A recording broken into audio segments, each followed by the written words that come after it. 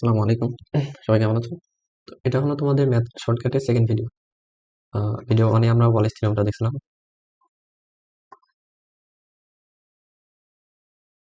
তো আশা করি সেটা বুঝতে পারছো। তো কেমন বুঝতে পারছো সেটার একটা ছোট্ট টেস্ট হবে। হোমওয়ার্ক থাকবে 2টা ম্যাথ। এটা হলো লিমিট থাকবে 0 থেকে π/2, এটাই তো, তাই না? এটাই তো ফরম্যাট ছিল। sin to the power 7x cos to the power 7x dx সমান 4। আরেকটা হলো 0 থেকে π/2 cos to the power 4x sin 6x dx সমান 1। থার্ড, এটা লাস্ট, 0 থেকে π/2 cos 3x dx। ওকে, সো এই তিনটা জানাবা। আর যারা এখনো ভিডিও দেখো নাই, দেখে নিও। আর ভিডিও দেখেই শেষ না, নোট করে ফেলবা। ওকে, তো আজকের টপিক হলো ক্ষেত্রফল নির্ণয়। ওকে, তো দেখো তোমাদের কয়েকটা টপিক আছে, টাইপ আছে। তো এর মধ্যে প্রথম টাইপ হলো y স্কয়ার সমান 4ax যদি কোনো পরাবৃত্ত হয়। ধরো এখানে আবদ্ধ অংশের ক্ষেত্রফল।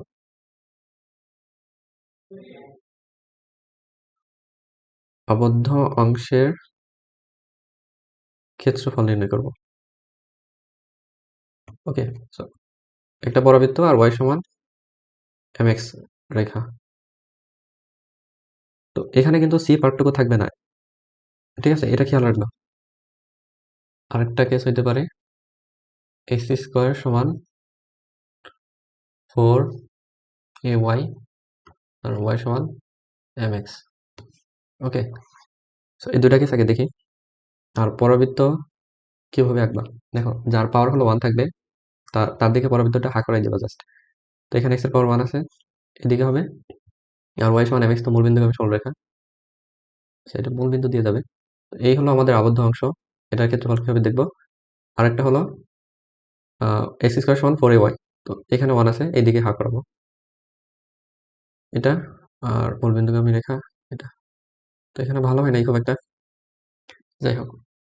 আর যদি এখানে মাইনাস থাকে তাহলে আর কি জাস্ট নেগেটিভ দিকে হবে, ঠিক আছে? বাট ওইরকম হয় না, মানে আমাদের যে শর্টকাট এটা হলো এই ফরম্যাটের জন্য। এক্স স্কোয়ার সমান 4ay আর y স্কোয়ার সমান 4x। তো এই এরিয়াটা কি হবে? দেখো কিভাবে মনে রাখবা। এরিয়াটা হলো 8/3 a স্কোয়ার, এখানেও সেম 8/3 a স্কোয়ার। এখন এম কিউব গুণাকারে হবে। যখন পরাবৃত্তটা উপরের দিকে থাকবে তখন এম কিউবটা উপরে গুণ দিয়ে দিবা। ওকে, আর যখন ডান দিকে থাকবে তখন হলো নিচে গুণ দিবা, ঠিক আছে? এটা জাস্ট মনে রাখবা। থার্ড কেস, দুইটা পরাবৃত্ত দ্বারা আবদ্ধ ক্ষেত্রফল। ধরো এই একটা পরাবৃত্ত আছে, এই আর একটা পরাবৃত্ত আছে, ঠিক আছে? এই যে আবদ্ধ অংশ, এটার ক্ষেত্রফল কি হবে? এটা ধরো এক্স স্কোয়ার সমান 4by দিই, আর এটা হলো y স্কোয়ার সমান 4ay। তো এরিয়া হবে কি 4a ইন্টু 4b/3। ওকে, সো এটাকে একবার এইভাবে লিখতে পারবো 16ab/3। আর একটা দেখাই, এটা হলো কোনো পরাবৃত্ত, এই পরাবৃত্ত তার উপকেন্দ্রিক লম্ব দ্বারা আবদ্ধ অংশের ক্ষেত্রফল। আরেকটা কথা, সবগুলো যে সূত্র সব লাস্টের স্লাইডে একসাথে দেয়া আছে, টেনশন নাই। জাস্ট কিভাবে মনে রাখবে সেটা দেখেন। এটা দ্বারা আবদ্ধ অংশের ক্ষেত্রফল কি হবে? উপকেন্দ্রিক লম্ব আর কোনো পরাবৃত্ত দ্বারা আবদ্ধ অংশের ক্ষেত্রফল এইটুকু, ঠিক আছে? তো এটার ফর্মুলা হলো 8/3 a স্কোয়ার, ঠিক আছে? এই 4টা সূত্র মনে রাখবা, ঠিক আছে? তো আমরা কয়েকটা ম্যাথ প্র্যাকটিস করি। দেখো, এখানে প্রথমে দেওয়া আছে y স্কোয়ার সমান 4x আর y সমান x সরলরেখা দ্বারা আবদ্ধ অংশের ক্ষেত্রফল কত? তো এই সূত্রে, এই কি বলে, পরাবৃত্তে এর মান কত? তো এর মান বের করবা হলো যে এক ঘাতে যে সহগ থাকবে সেটাকে জাস্ট 4 দিয়ে ভাগ দিয়ে দেবা। ওকে, তো 4/4 সমান 1। আর এইখানে m এর মান কি হবে? m এর মান তো 1, y সমান mx রেখা। তাহলে আমাদের এরিয়া এখানে লিখি, বারবার এরিয়া হলো 8/3 a স্কোয়ার। এখন এমটা কোথায় হবে? দেখো y স্কোয়ার সমান 4x, এটা হলো এই দিকে হা করবে, তো এমটা হলো নিচে। যদি এখানে ঝামেলা হবে না, কারণ m এর মান হলো 1, বাট খেয়াল রাখবা 8/3 এর মান হলো 1, 1 স্কোয়ার 1 কিউব, আলটিমেটলি 8/3 থাকবে। তো বর্গ একক, ঠিক আছে। তো এটা অ্যান্সার দেওয়া আছে বি। ওকে, আরেকটা দেখি। তো এখানে বলছে, এখানে কালারটা ম্যাচ হয়ে গেছে। y সমান হাফ এক্স স্কোয়ার প্লাস 1 পরাবৃত্ত উপকেন্দ্রিক লম্ব দ্বারা বেষ্টিত ক্ষেত্রের ক্ষেত্রফল কত?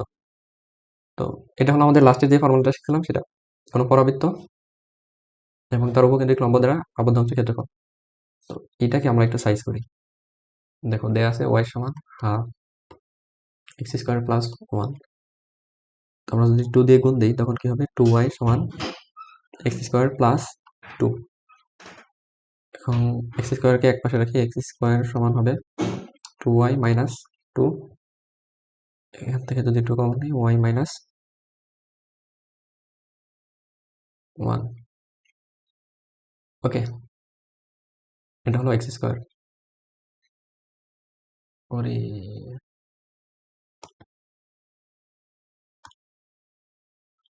ঠিক আছে। তো এটা হলো আমাদের পরাবৃত্তের সমীকরণ। বলছে কি উপকেন্দ্রিক লম্ব দ্বারা বেষ্টিত ক্ষেত্রফল। আচ্ছা, ঠিক আছে। তো এরিয়া হবে কি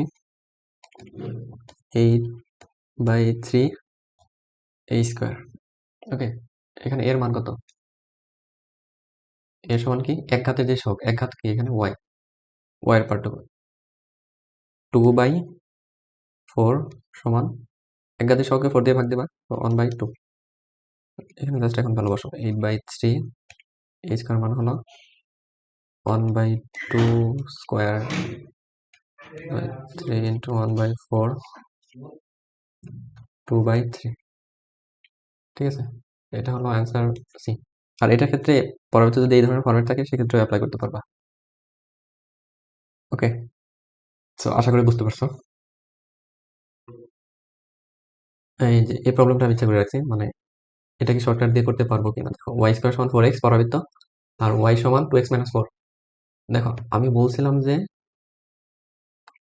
এইখানে সি পার্থক্য থাকা যাবে না, তাহলে মানে ঝামেলা হয়ে যাবে। এটা আসলে শর্টকাট দিয়ে হবে না, এটা আমাদের যেই ম্যানুয়াল প্রসেস সেভাবে করতে হবে। তো কিভাবে করবা সেটা দেখানোর জন্য জাস্ট রাখছি, যদি আমার চলে আসে। দেখো এক্ষেত্রে আমাদের লিমিটটা বের করে নেওয়া লাগবে, y বা x এর মান বের করে নেওয়া লাগবে, দেন ক্যালকুলেশন করতে হবে। ঠিক আছে, তো এখানে যদি ফিগারটা আঁকি, y স্কোয়ার সমান 4x, পরবর্তীটা হবে x এর পাওয়ার 1 আছে, x এর দিকে হাত করবে এরকম, আর y সমান 2x মাইনাস 4।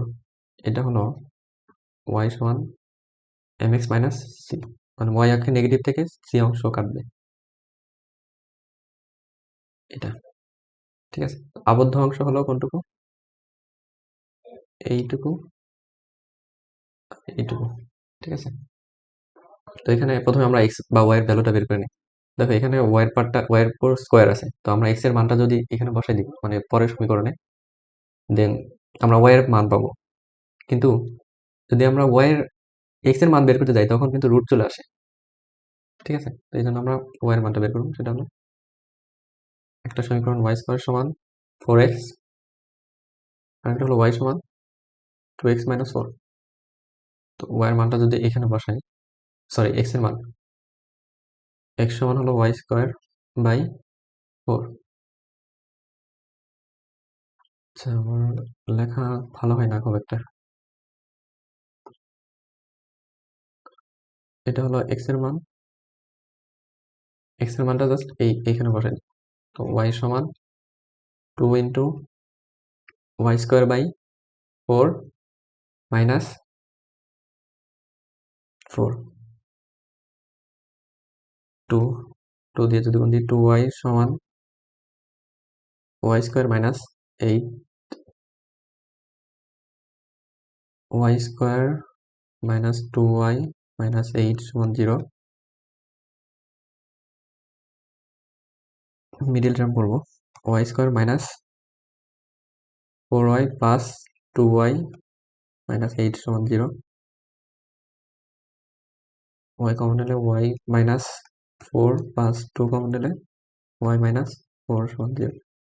তো এখান থেকে y এর একটা মান আসবে 4 মাইনাস 2। ওকে, এই হলো y এর মান। তো এখন আমরা এরিয়াটা কিভাবে বের করতে পারি দেখো, আমাদের হলো এই অংশের এরিয়াটুকু লাগবে। তো আমরা যদি এই সরলরেখার পুরো এরিয়া থেকে, মানে এটুকু তো পুরাটুকু তো সরলরেখা কভার করছে, তাই না? সরলরেখা তো এই পুরাটা কভার করছে। এটা থেকে যদি উপবৃত্তের সরি পরাবৃত্তের অংশটুকু বাদ দিই, তখন আমরা মানে আমাদের যে ডিজায়ার সরি এই অংশটুকুর ক্ষেত্রফল পাই যাবো। এটা হলো পরাবৃত্তের সরি সরলরেখা, আর এইটুকু হলো পরাবৃত্তের, আর এইটুকু হলো আমাদের এরিয়াটুকু নির্ণয় করা লাগবে, আবদ্ধ যে অংশ। এরিয়া হবে ইন্টিগ্রেশন লিমিট হলো -2 থেকে 4, ওয়াই এর লিমিট নিছি, তো আমাদের ওয়াই এর মানটা বসানো লাগবে এখানে, মানে এক্স এর মানটা বসানো লাগবে। এখান থেকে এক্স এর মান কি আসবে, ওয়াই মাইনাস 4 সমান 2x, বা এক্স সমান কি y by 2 minus 4/2, y by 2 minus 4/2, এইটা মাইনাস যে পরাবৃত্ত এই সেটা, এক্স এর মান কি ওয়াই স্কোয়ার বাই 4, ঠিক আছে, ডি ওয়াই। তো এটা এখন ম্যানুয়ালি সলভ করা লাগবে, আশা করি বুঝতে পারছো। তো এইভাবে হলো অ্যাপ্রোচ নেওয়া লাগবে। তো এটা তোমরা সলভ করবা নিজে, অ্যান্সার আসবে হলো, অ্যান্সার এখানে দেয়া আছে 9 বর্গ একক, আর এখানে সবগুলো ফর্মুলা একসাথে দেয়া আছে। এই প্রথমটা আমরা দেখছি, যখন ওয়াই স্কোয়ার থাকে তখন হলো এম কিউবটা নিচে, যখন এক্স স্কোয়ার যে কোনো একটা মনে রাখবো তখন এম কিউব উপরে। আর দুটো পরাবৃত্ত দ্বারা আবদ্ধ ক্ষেত্র হলো 16 ab, আর কোন পরাবৃত্ত তার উপকেন্দ্রিক লম্ব দ্বারা আবদ্ধ ক্ষেত্রফল 8a²/3, আর বৃত্তের ক্ষেত্রফল হলো পাই ab, সরি উপবৃত্তের ক্ষেত্রফল, আর বৃত্তের হলো পাই a²। আর কোন একটা উপবৃত্ত এবং এই রেখা দ্বারা আবদ্ধ অংশের ক্ষেত্রফল হলো উপবৃত্ত থেকে, এটা জাস্ট এমন এই ধরো একটা উপবৃত্ত দেয়া আছে, আর এটা কি অক্ষর থেকে এক্স অক্ষ এবং ওয়াই অক্ষ থেকে এ ও বি অংশ খণ্ডিত যে রেখার সমীকরণ এইরকম যাবে, এইখান দিয়ে যাবে আর কি। তো এই দুটা দ্বারা আবদ্ধ অংশ হলো এটা, এটা এই এরিয়াটুকু বের করার ফর্মুলা হলো এটা। আবার আরেকটা কেস হতে পারে, বৃত্ত ও উপবৃত্ত দ্বারা আবদ্ধ অংশের ক্ষেত্রফল। এটা কি হবে দেখো, এই হলো একটা উপবৃত্তের সমীকরণ, উপবৃত্ত, আর এই হলো বৃত্ত, সরি এইখান দিয়ে যাবে আবদ্ধ যে অংশটা, সেটা হলো এইটুকু। তো এই ক্ষেত্রফলটা হবে কি,